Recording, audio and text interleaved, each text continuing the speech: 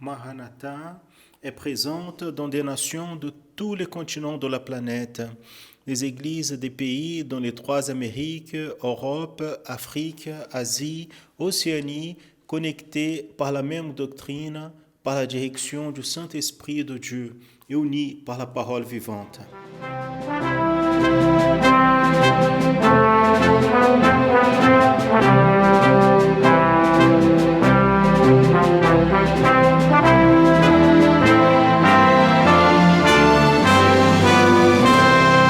Des frères et sœurs de toutes les parties du monde participent d'un même culte, ensemble, dans un même corps et dans un même esprit. À travers le système de transmission, les membres de l'Église chrétienne Maranatha de toute la planète vivent un moment d'unité et communion, comme l'ont vécu les Hébreux à leur sortie d'Égypte et les disciples avec le Seigneur Jésus à la veille de sa mort à la croix de Calvaire. Les personnes de toutes les parties du monde sont touchées par l'Évangile éternel et par le message du retour imminent du Seigneur Jésus.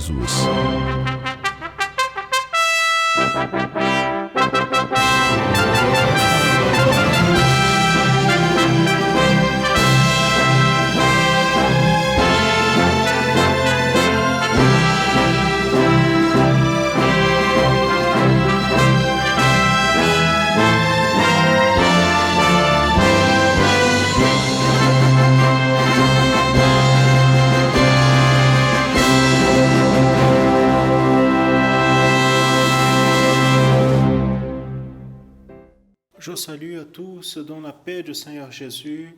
Nous commençons une édition de plus de l'Église chrétienne Maranatha en annonçant l'Évangile éternel. Une programmation qui est préparée spécialement pour vous et pour toute votre famille. Dans le volet Leçon du Manaïm d'aujourd'hui, les pasteurs Daniel Moreira et Serge Souza vont approfondir la thématique grâce et salut. Après, dans le tableau accessibilité, vous allez assister à la docteure Anne Peixoto, directement de Rio de Janeiro, qui nous parlera d'une thématique très importante pour ce moment, le bien-être physique et mental pendant la pandémie.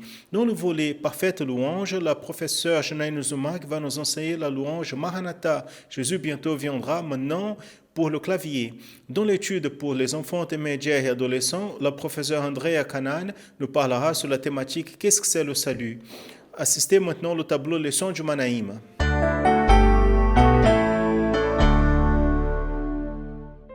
Cela est le volet Leçon du Manaïm. Que Dieu bénisse à tous dans la paix du Seigneur. Pasteur Sergio, la paix du Seigneur à tous. C'est une satisfaction immense compter avec votre audience. Nous avons reçu plusieurs messages avec des témoignages et commentaires sur la programmation en annonçant l'Évangile éternel. Et vous aussi, vous pouvez participer. Vous pouvez voir ici à l'écran un QR code. Vous pouvez approcher l'appareil photo de votre smartphone de ce QR code. Vous allez être dirigé vers un numéro WhatsApp à travers duquel vous pouvez nous envoyer un message. Participez. Nous allons citer quelques messages que nous avons reçus ces derniers jours. La première a été un commentaire envoyé de la ville de Petrópolis, État de Rio de Janeiro, par Leonardo Sischini, qui nous a dit « Dieu nous a donné des merveilleuses expériences et innombrables bénédictions à travers la programmation en annonçant l'Évangile éternel. » Il continue « À chaque jour, nous souhaitons apprendre davantage la parole de Dieu qui est vivante, efficace et nourriture pour notre âme. » Amen. Nous avons laissé une question le dernier programme. Qu'est-ce que l'homme doit faire pour entrer dans la présence de Dieu? Et nous avons reçu innombrables réponses, des centaines. Nous allons citer quelques-unes. Ruth Patrocínio Duarte, de 9 ans. Notre salutation fraternelle à tous les intermédiaires, enfants et adolescents de l'Église. Et elle de Barão de Cocais, dans l'état de Minas Gerais, au Brésil. Et elle nous a répondu, pour entrer dans la présence de Dieu, il est nécessaire de naître de l'eau et de l'esprit. Il est vrai. De Bahamas, état de Rio de Janeiro, Paulo Marcio de Carvalho nous a répondu, moi, j'ai confiance dans le pouvoir du sang de Jésus. Nous ne méritons pas, et c'est vrai, mais, et il continue, le sang de Jésus garantit l'accès à la présence du Père. Quelle merveille! Kerem Apuk Rocha Marquez, 14 ans, une adolescente. Nos salutations, elle est d'Hortolândia, donc l'arrière-pays de l'État de São Paulo. Elle nous a répondu, par le sang de Jésus, nous retrouvons le pardon de nos péchés. Ainsi, la lumière qui est Jésus reste sur nous, sur l'Église. Et aussi, maintenant, de Bahia, la ville d'Itamaraju. Marconi Paulo, qui est un diacre d'une de nos églises de cette région, il a répondu, ce que l'homme doit faire, c'est prier par le sang de Jésus. Il cite un passage de la première lettre que Jean a écrit. Mais si nous marchons dans la lumière, comme lui, il est dans la lumière, nous avons la communion les uns avec les autres, et le sang de Jésus-Christ, son Fils, nous purifie de tous les péchés. Et il finit la réponse en disant, pour entrer dans le lieu saint, nous devons être en communion et lavés dans le sang de l'agneau. Gloire à Jésus. Amen. Nous remercions la participation de tous qui nous ont envoyé leurs commentaires. Aujourd'hui, nous allons parler sur la thématique la grâce de Dieu dans le contexte du salut. En partant de la lecture du texte biblique qui se trouve en Éphésiens chapitre 2, verset 8, qui dit « Car par la grâce, vous êtes sauvés, par le moyen de la foi, et cela ne vient pas de vous, est un don de Dieu. » Je me suis rappelé maintenant, Daniel, c'est un don de Dieu, c'est une offrande de Dieu. Je me suis rappelé maintenant que Paul, l'apôtre Paul, dans la deuxième lettre qu'il a écrite aux Corinthiens, il a décrit un dialogue, une expérience qu'il a eue avec Dieu. Et dans cette expérience, quand il a entendu la voix du Seigneur, Paul, il a reçu un message de Dieu. Ma grâce te suffit. Très bien rappelé, Sergio. Dieu, il a affirmé l'apôtre Paul, mais cela aussi touche tous les chrétiens en Jésus.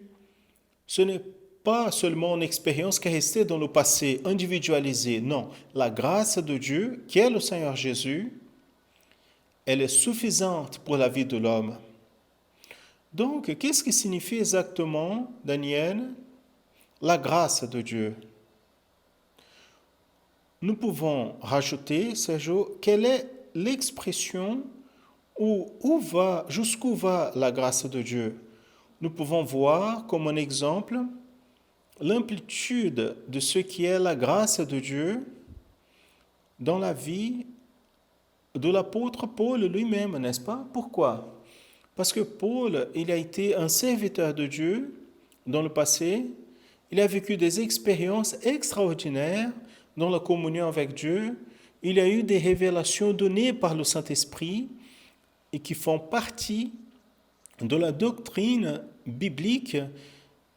Et ces expériences, les signes que ce frère du passé a eus, sont enregistrés dans la Bible, dans la parole de Dieu. Et plus, Sergio, parmi tous les signes, il a fait une expérience glorieuse. Il a été enlevé au ciel. Il a entendu des mots si glorieux qu'il n'a pas eu comment exprimer ou raconter. Mais même devant tout cela, Paul, il a traversé des luttes, des persécutions et des privations. Il a été même mis en prison à cause de la prédication de l'évangile du Seigneur Jésus. Nous allons voir donc dans quelles circonstances, parce que nous avons fait les questions. Qu'est-ce que c'est la grâce? Jusqu'où elle va? Donc nous allons voir dans quelles circonstances Paul il a eu la compréhension de ce qui est exact, de qu'est-ce qui exactement signifie la grâce de Dieu, afin que nous puissions appliquer cette compréhension aux chrétiens en Jésus dans nos jours. Parce que, en vérité, le Saint-Esprit veut nous apprendre aujourd'hui. Paul, il a fait quelques voyages missionnaires, des voyages dans lesquels il a prêché sur le salut en Jésus, il a établi des églises. On va montrer ici un tableau, un plan qui décrit quelques points du premier voyage missionnaire de Paul. Voici le premier image continentale, ce voyage de Paul. On voit ici, voici les villes qu'il a parcourues, son trajet dans cette première voyage missionnaire. Donc, de ce premier voyage missionnaire, il a établi des églises, il a évangélisé, il a eu des expériences glorieuses, tout dans la direction du Saint-Esprit. Donc, cette flèche ici indique tout ce voyage, tout ce qu'il a fait, son retour. Et aujourd'hui, quand nous pensons dans un voyage missionnaire, dans une évangélisation, nous allons en voiture, en bus, en avion.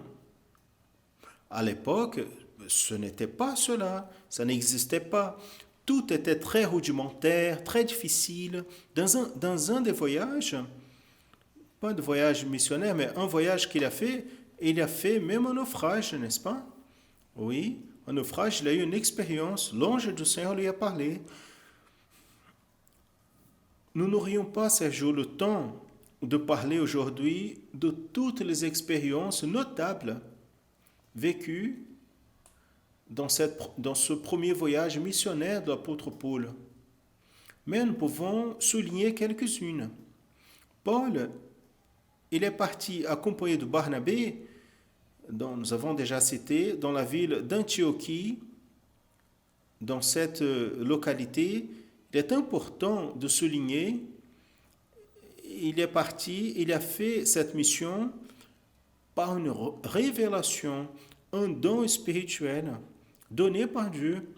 Ce n'est pas été sa volonté, je vais. Non, il a planifié. C'était le plan de Dieu dans sa vie. Il est bon de souligner un détail important. L'Esprit qui a donné cette révélation n'a pas changé. C'est le même qui aujourd'hui parle et opère au milieu de l'Église. Et quand il est arrivé ici à Paphos, comme on voit ici sur la carte, le message de la parole de Dieu a touché le gouverneur Sergio Polo, donc le gouverneur de Chypre, lequel a cru en Jésus. Il a été émerveillé de la doctrine du Seigneur. Quelle chose! Ensuite, Paul et Barnabé sont allés dans cette partie supérieure, Antioche de Pisidia. Ils ont prêché quelquefois, et c'est très intéressant que le message, l'essence du message qu'ils ont prêché, a été afin que les personnes puissent rester dans la grâce de Dieu. Et beaucoup se sont convertis au Seigneur Jésus. En allant vers Lystre, comme on voit ici dans le plan, qui montre le trajet dans ce premier voyage missionnaire, Paul, il a reçu des pierres, car il a prêché le salut en Jésus. Donc, regardez bien, nous avons compté quelques faits, quelques expériences que ce serviteur au passé a eues. Mais ce que nous pouvons dire de sa grande expérience, non, sa grande expérience avec la grâce de Dieu, qui est notre thématique, s'est donnée dans un moment où Paul, il était en grande angoisse, une grande souffrance. Et dans ce moment de grande angoisse et souffrance, affliction, la Bible dit que Paul, il a prié quelquefois afin que Dieu puisse le délivrer de cette situation. Mais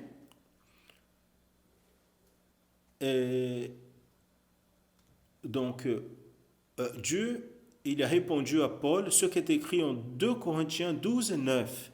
Et il lui a dit, Paul a demandé, Seigneur, délivre-moi de cette situation.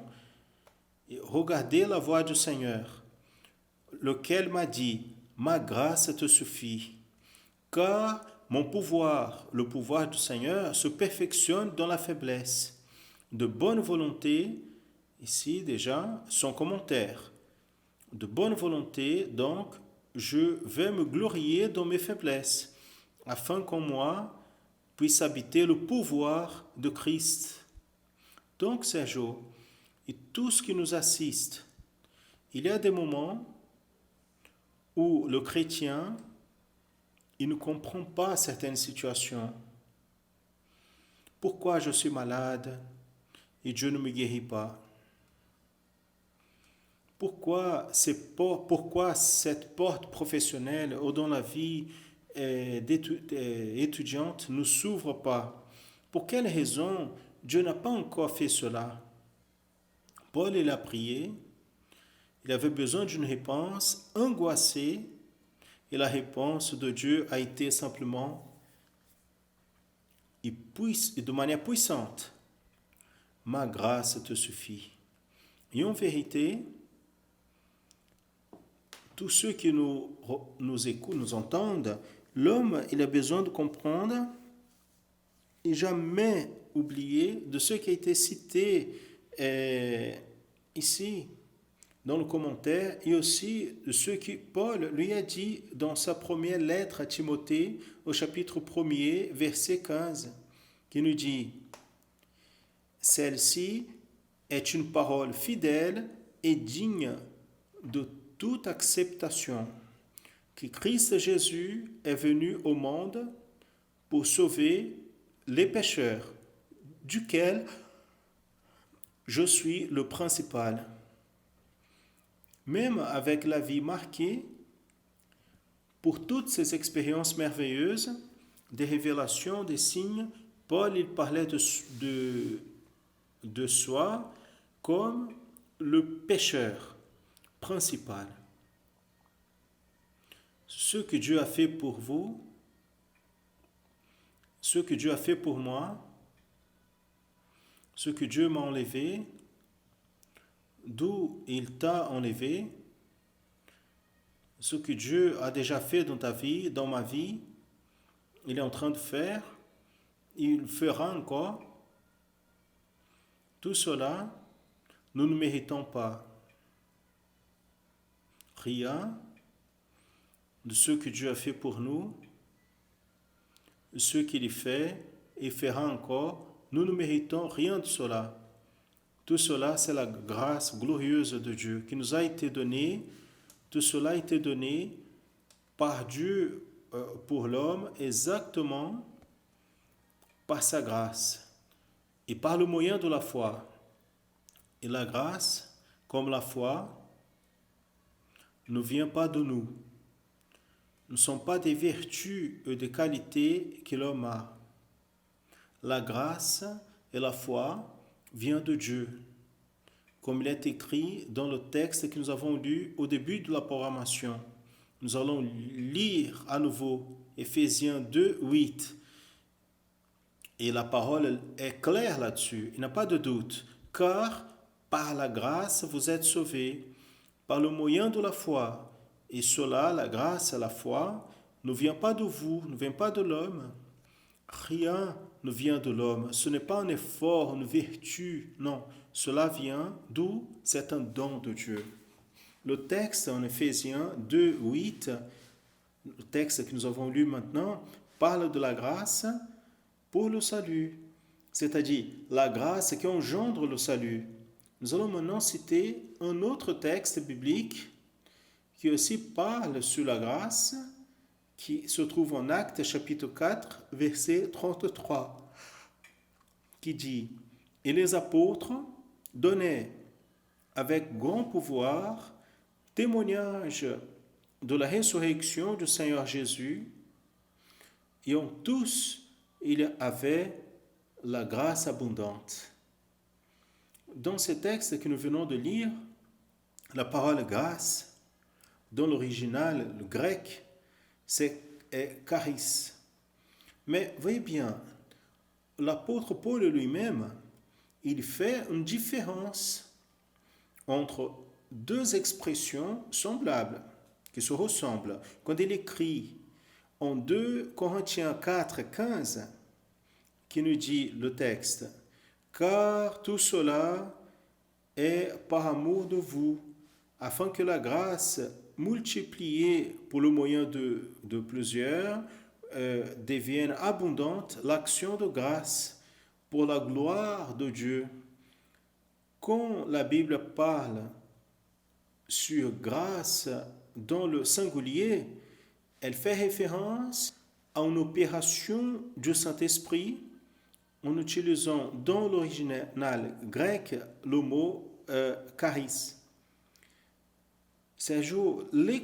De l'autre côté, l'expression action de grâce fait référence à une faveur qu'on ne mérite pas. Mais pourquoi, dans le premier texte que nous avons lu, Acte 4, 33, la Bible dit sur une abondante grâce. Et nous pouvons associer cette action avec une autre, écrite maintenant par l'apôtre Pierre dans sa première lettre, chapitre 4, verset 10, qui nous dit « Chacun administre aux autres le don comme il l'a reçu, comme ceux qui développent bien la multiforme grâce de Dieu, en pointant, bien aimé, dans la parole, des formes multiples de l'opération de la grâce de Dieu, à faveur du salut de l'homme. C'est-à-dire, il s'agit de plusieurs formes du Saint-Esprit opérées dans la vie de l'Église, comme par exemple à travers des dons spirituels, qui sont 9 formes ou 9 manières du Saint-Esprit agir, opérer, réaliser son œuvre au milieu de l'Église. Et cet ensemble, ces jours, d'opérations du Saint-Esprit, en agissant à l'intérieur de l'Église, est appelé communion dans le corps. Amen. Grâce dans l'originel qui est charis, c'est ce qui provient du Saint-Esprit. Donc, l'opération du Saint-Esprit, donc faites bien attention, dans la vie de l'Église, a des formes multiples. Comme Paul, dans la lettre aux Éphésiens, parle sous la multiforme sagesse de Dieu, il y fait référence à un des 9 dons spirituels, qui est celui de sagesse. Oui, donc Daniel, dans ce cas, nous pouvons voir qu'il y a plusieurs formes du Saint-Esprit opérer la sagesse.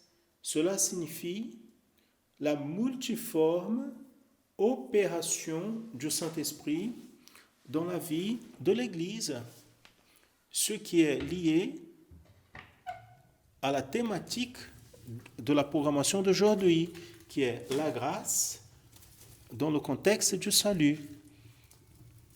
Parce que la grâce qui apporte le salut à l'homme est la manifestation à l'action, à l'opération du Saint-Esprit.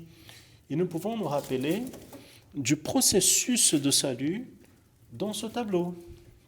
Le tableau que nous avons déjà montré dans quelques programmes précédents qui parlent sur tout cet ensemble d'actes qui forment ou qui constituent le salut. Acte et processus. Cet acte de salut, selon la parole de Dieu, c'est la souveraineté de Dieu. Par la grâce, vous êtes sauvés. L'homme, cette élection ici, comme dit en 1 Pierre, élu selon la préscience de Dieu le Père. Donc l'élection est du Père. Un jour, c'est l'appel, c'est l'expérience avec Jésus. Et après, il y a un processus, c'est en sanctification de l'esprit. C'est-à-dire, dans cet appel, le Seigneur, il se révèle à l'homme. Ce processus, c'est la marche, c'est la vie de l'homme guidée par le Saint-Esprit. Et en revenant au programme précédent, c'était la marche du sacrificateur dans le lieu saint, juste pour rappeler l'Holocauste, la bassine en bronze, jusqu'au Saint des Saints. Gloire à Dieu. Dieu le Père, c'est celui qui élit l'homme. Le Fils, Jésus, c'est celui qui appelle. Et le Saint-Esprit est celui qui opère tout le processus du salut. Et dans ce processus, opéré par le Saint-Esprit, que l'homme, il a besoin de vivre en sanctification, comme nous avons vu dans le tableau maintenant. Vivre en sanctification afin d'avoir dans votre vie l'action de la foi rédemptrice. Et cette opération, Sergio, juste pour compléter, cette sanctification, c'est une domination, c'est le gouvernement, c'est la direction du Saint-Esprit dans la vie de l'homme.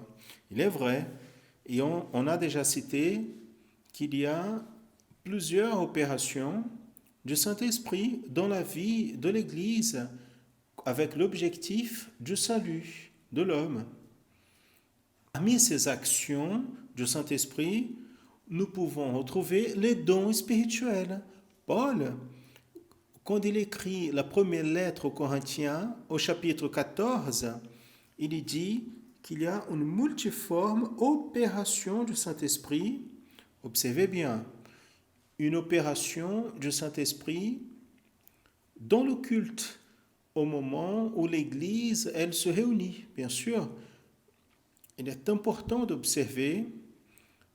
Nous nous trouvons dans des temps de pandémie, mais l'Église, elle se réunit à distance, par YouTube, par d'autres moyens techniques, réseaux sociaux, afin que le Saint-Esprit puisse effectuer son œuvre au milieu de l'Église. N'est-ce pas, Daniel? Exactement. Le Saint-Esprit opère de plusieurs manières dans le culte, dans la louange, dans l'exercice des dons spirituels, dans les prières, dans la prédication de la parole. Tout cela se vit dans le culte pour l'édification de l'Église, Sergio. Et l'édification de l'Église est l'opération du Saint-Esprit dans le processus de salut, dans la vie de chrétien en Jésus. La multiforme grâce, c'est la multiforme opération du Saint-Esprit au milieu de l'Église pour le processus de salut. Le salut, bien-aimé, dépend et est lié à la grâce, car la grâce est un synonyme du Saint-Esprit. Et salut, comme nous avons déjà montré bibliquement, c'est acte et processus. En rappelant que l'objectif de la multiforme grâce de Dieu est toujours le salut de l'homme. Maranatha, le Seigneur Jésus vient. Gloire à Jésus. Le tableau Les sons du Manaïm, on rappelle, a son contenu produit à partir des séminaires et de l'école biblique de l'Église chrétienne Maranatha. L'école biblique dominicale se passe tous les dimanches à 10h du matin, l'horaire de Brasilia, par notre canal YouTube. Continuez à assister à la programmation en annonçant l'évangile éternel avec les tableaux qui vont suivre. Nous allons laisser une question. Vous pouvez noter, prendre une photo ou simplement approchez l'appareil photo de votre smartphone, le QR code qui est affiché à l'écran, et la question vous sera envoyée par WhatsApp. Voici la question. Qu'est-ce que la grâce de Dieu a fait pour votre vie? Je vais reprendre la question, mais avant de reprendre, il ne serait pas possible jamais énumérer tout ce que la grâce de Dieu a fait et fait pour ma vie. Et je crois pour la vôtre aussi. Mais celui qui nous regarde ici, envoyez une réponse, un témoignage. Vous pouvez même citer un texte biblique. Je reprends. Qu'est-ce que la grâce de Dieu a fait pour votre vie? Participez en envoyant votre commentaire. Maintenant, je vous invite à chanter avec nous, à participer avec nous d'une louange qui parle de la précieuse grâce de Jésus. Et dans cette louange, votre cœur sera béni. À tous, la paix du Seigneur Jésus, la paix du Seigneur à tous. A paz do Senhor Jesus. A paz do Senhor a todos.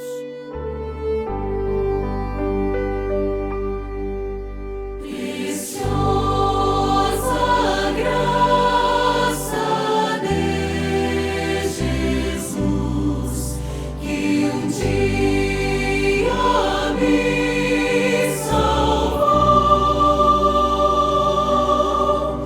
Eu cego estava, deu-me luz, perdido me buscou.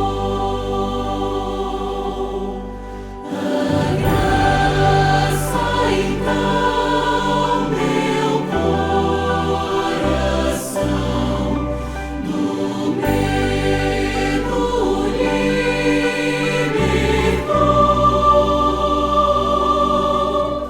Oh, quão preciosa salvação, que a graça me ganhou. Perigos mil atravessei, e a graça me valeu. Meu salvo e salvo, agora irei ao santo lar do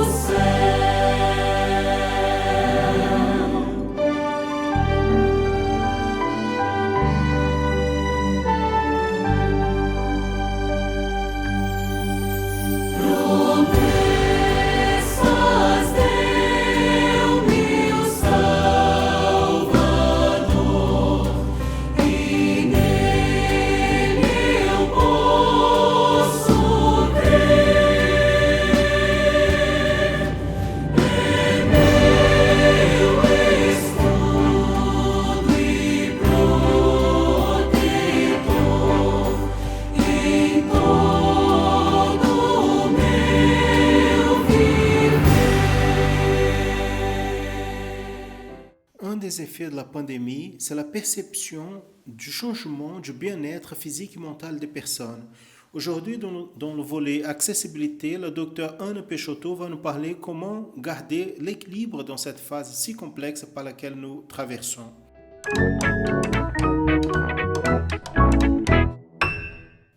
La paix du Seigneur à tous. Je suis Anne Peixoto, je fais partie du travail d'accessibilité. Aujourd'hui, nous allons parler sur le bien-être mental devant la pandémie. Mes frères et sœurs, au début de l'année, nous avons passé ce que les autorités ont appelé de confinement. où nous avons vu les services non essentiels fermés et des mesures sanitaires ont été mises en œuvre avec l'utilisation d'alcool hydroalcoolique, les masques, la distanciation sociale. On nous a demandé d'éviter les agglomérations, faire l'hygiène des mains et des aliments et tous les produits. Avec la stabilisation du numéro des cas de mort, il y a eu la flexibilisation de cette règle. Les services sont ouverts, mais maintenant nous allons à une nouvelle étape appelée de restriction.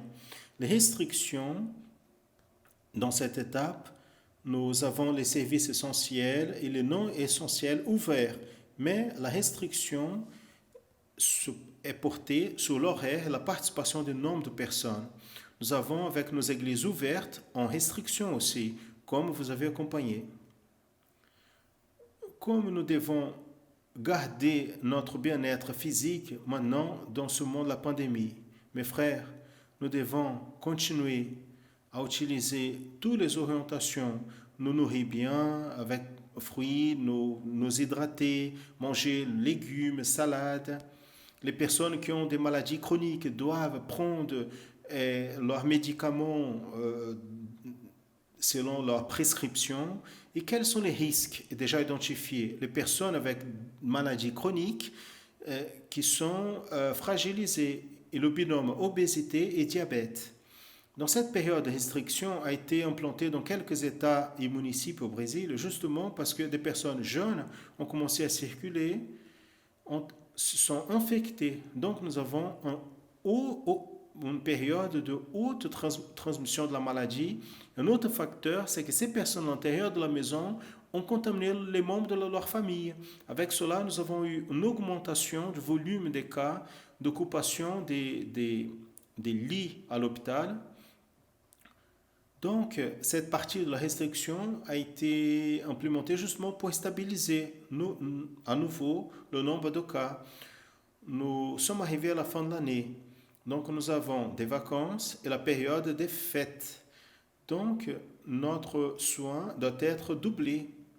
Nous pouvons participer des rencontres familiales, oui, au sein de la propre famille. Évitez de partir, de visiter toute votre famille, tous vos amis. Évitez l'utilisation des transports publics, de prendre le bus. Donc, ces soins sont encore exigés. Et nous avons, que nous aimons ou pas, nous devons obéir. Et quand vous dites, je suis déjà fatigué de ce virus, il y a une phrase que l'Organisation mondiale de la santé a dit que j'ai trouvé très intéressant. Nous pouvons être fatigués du virus, mais le virus n'est pas fatigué de nous.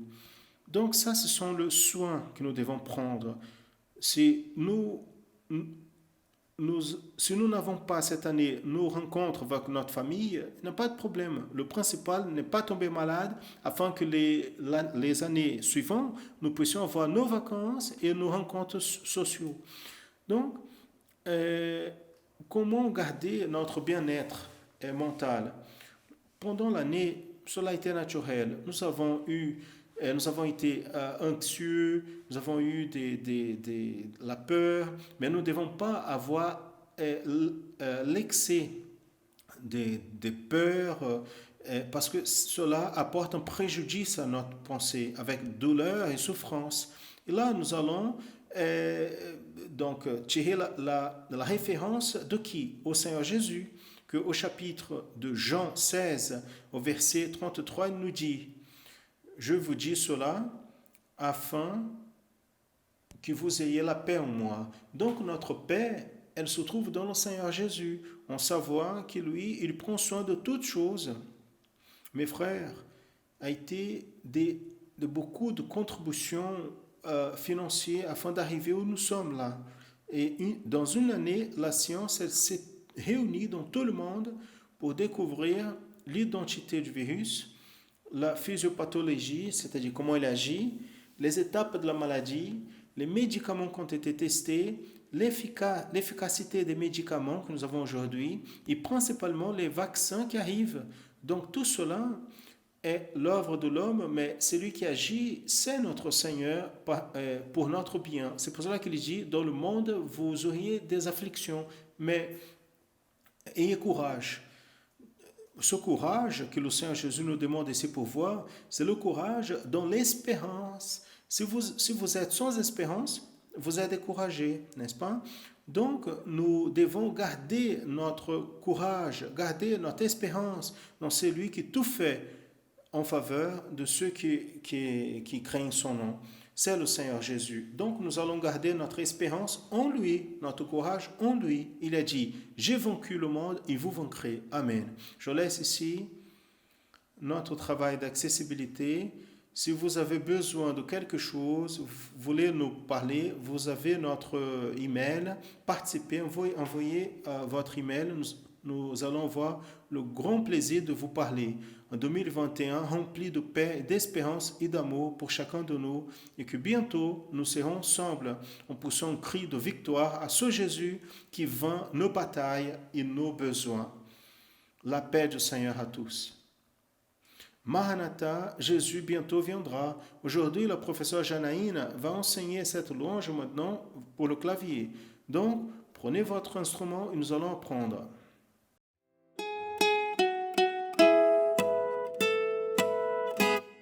Je salue les classes à tous dans la paix du Seigneur Jésus. Vous êtes prêts pour une étude de plus? Nous savons que oui. Donc, nous allons tout droit vers le moment si attendu. Catarina Camarota, de Belo Horizonte, Minas Gerais.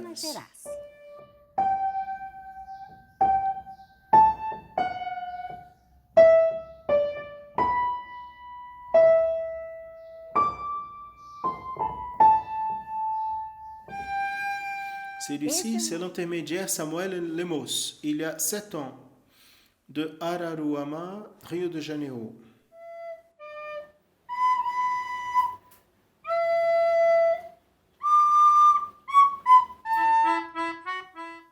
Rebecca, de la ville de Cajati, São Paulo. Noémie, Mel e Esther, de Salvador, Bahia.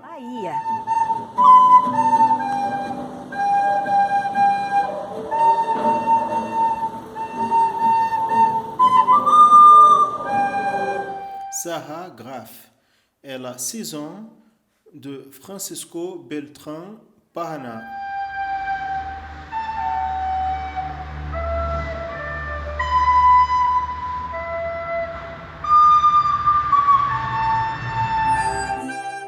Lies Esther, elle a 10 ans, de Balcarce, Argentine.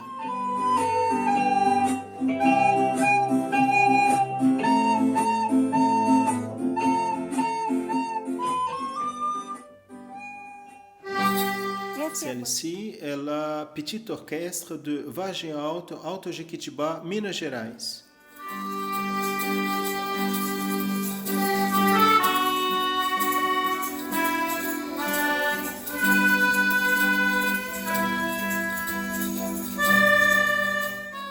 Quelle bénédiction!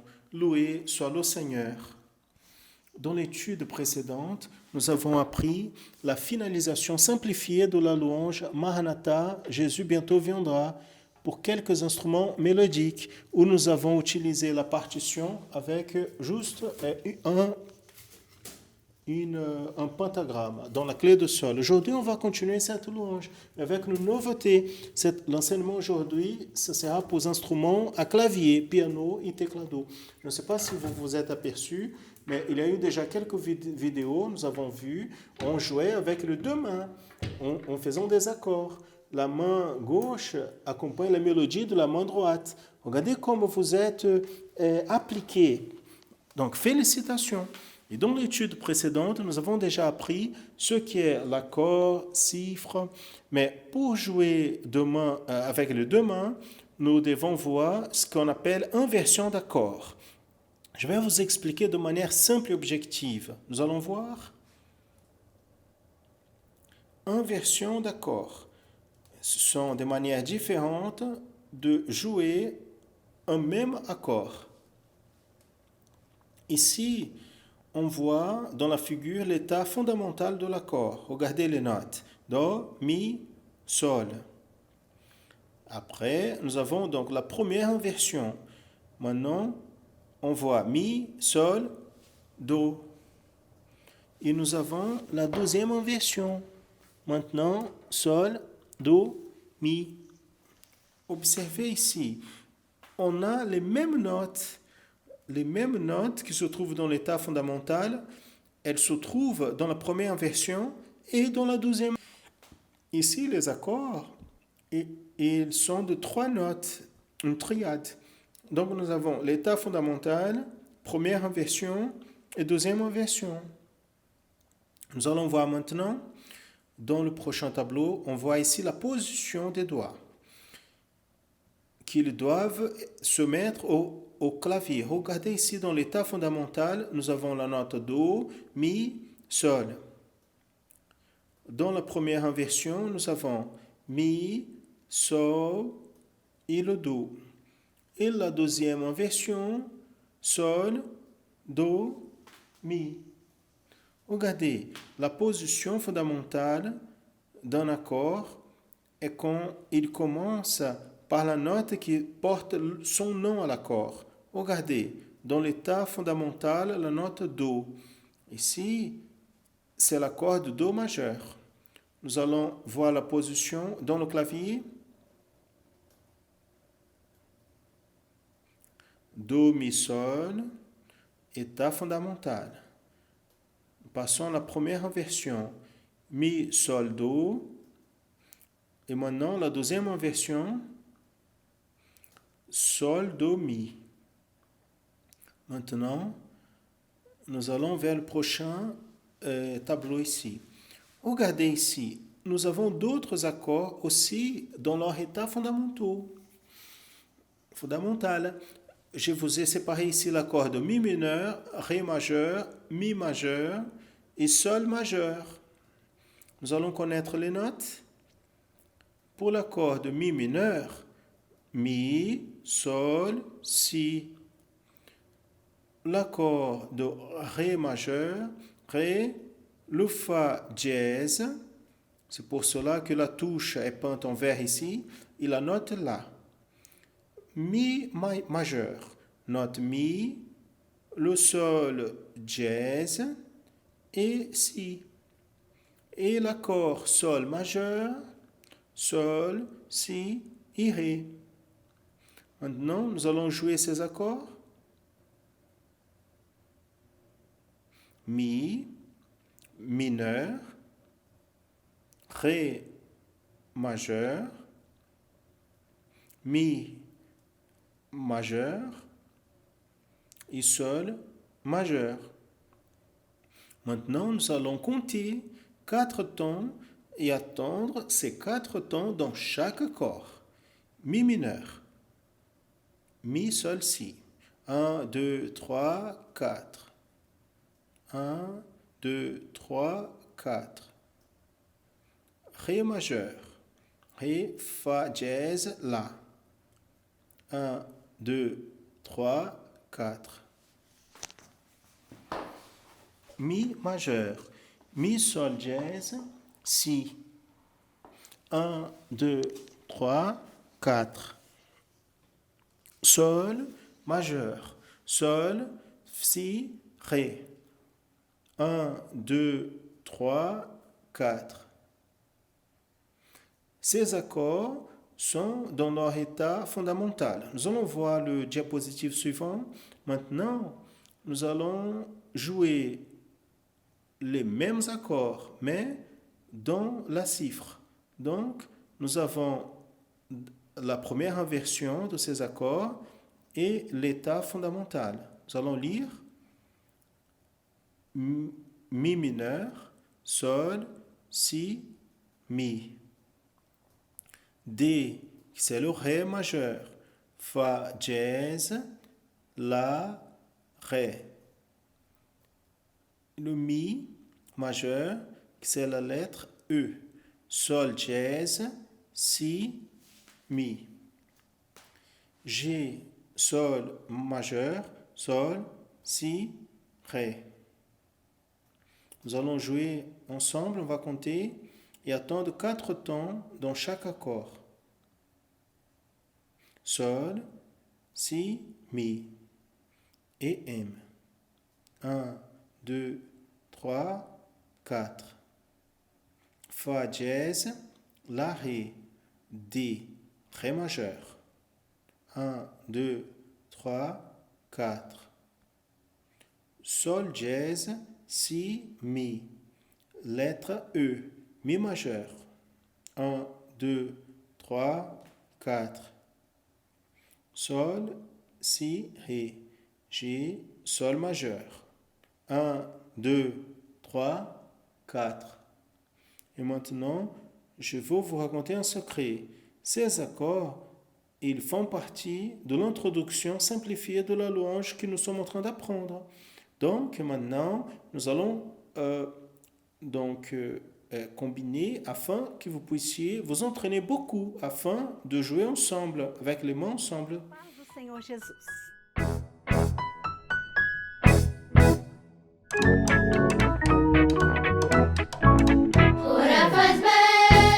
Ora faz bem à alma, faz bem ao coração, alegra a alma, alegra o coração. Ora faz bem, o nosso Deus responde, retira a aflição, o nosso Deus responde, conforta o coração. Maintenant, nous allons parler aux enfants intermédiaires et adolescents. Vous savez qu'est-ce que c'est le salut? Vous vivez déjà cette expérience? Vous avez déjà parlé de cela avec la famille, vos amis. Aujourd'hui, le professeur Andrea Canal va vous expliquer ce sujet. Minha casa firme está. La paix du Seigneur Jésus à tous, spécialement les enfants intermédiaires et adolescents. Aujourd'hui, nous continuons à étudier à propos du salut en Jésus afin de comprendre un peu mieux qu'est-ce que c'est le salut. J'invite à tous pour lire ensemble la parole de Dieu dans le texte qui est projeté. Car Dieu a aimé le monde de telle manière qu'il a donné son Fils unique, afin que tous ceux qui croient en lui ne périssent point, mais qu'il ait la vie éternelle. Jean 3, 16. Dieu a créé l'homme et la femme et les a mis dans le beau jardin appelé Éden. Vous vous rappelez leur nom? Adam et Ève. Tout était parfait et tous les jours, Dieu parlait avec les deux. Ils étaient amis de Dieu dans une amitié merveilleuse. Dieu a dit à Adam et Ève qu'ils pouvaient manger de tous les arbres du jardin, mais il y avait un ordre. De l'arbre de la connaissance du bien et du mal, vous ne pouvez pas manger. Prêtez bien attention. Dieu leur a enseigné qu'est-ce que c'était correct, mais il les a laissés libres pour choisir s'ils voulaient obéir ou pas. Dieu voulait qu'ils obéissent par amour et non par obligation. Il se trouve qu'Adam et Ève ont choisi de désobéir à Dieu. Quelle tristesse! Et juste après le péché, ils ont découvert qu'ils étaient nus. Ils ont préparé des habits avec des feuilles de figuier, mais est-ce que ça a marché? Non. Les feuilles sont desséchées, ils sont tombées. Donc Dieu qui connaît toutes choses est allé à leur rencontre dans le jardin. Adam, où es-tu? Adam et Ève, ils ont entendu, mais ils n'ont pas répondu, ils avaient honte. Il se passe que Dieu les aimait beaucoup et pour cet amour si grand, Dieu a donné un animal a été tué et avec la peau de cet animal, des habits ont été préparés pour Adam et Ève. Pensez avec moi maintenant, quel est l'enseignement que Dieu a pour nous avec cette histoire? L'enseignement est le suivant, le péché de la désobéissance, pas seulement Adam et Ève, mais tous les hommes ont perdu le droit à la vie éternelle. Mais le grand amour de Dieu est venu à notre rencontre. Dieu a préparé un plan, un projet de rachat, de salut pour l'homme. Dieu a eu de la miséricorde pour nous. Dieu a commencé à nous montrer ce projet quand il a résolu le problème de la honte qu'Adam et Ève avaient. Dieu a fait en sorte que l'animal soit mort et cet animal, sa peau, a été utilisée pour couvrir la nudité des deux. Cet animal, il pointait déjà vers le sacrifice de Jésus, l'agneau de Dieu. Jésus serait mort pour nous sauver, nous donner la communion avec Dieu. C'est pour cela que tout l'Ancien Testament pointe vers Jésus, le seul sauveur. Dieu a tout planifié et a mis son projet en pratique.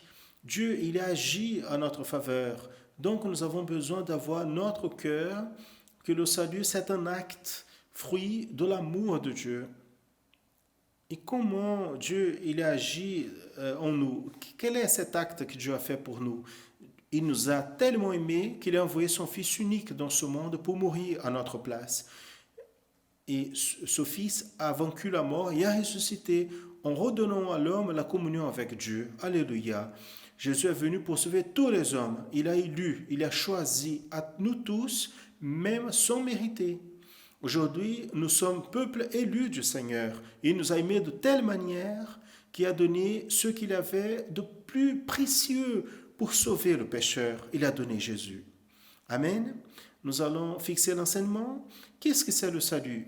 Le salut, c'est un plan, un projet de rachat de l'homme. Et ce plan est un fruit de grand amour de Dieu qui a donné son Fils unique pour nous sauver. Et comment nous pouvons avoir ce salut? Seulement à travers Jésus, le seul sauveur.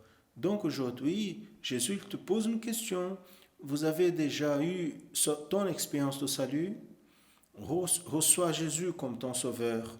Il veut te sauver. Il veut te donner la vie éternelle. Que le Seigneur nous bénisse.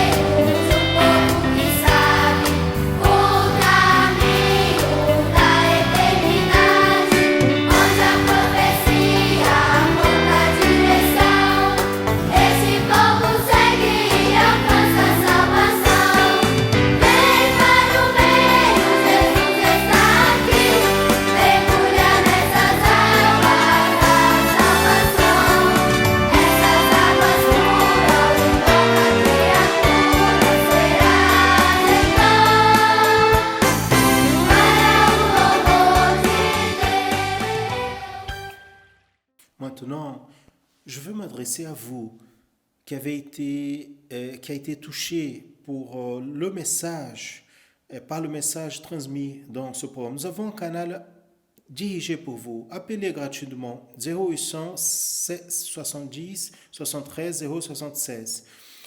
Exclusif pour ceux qui ont besoin d'une parole.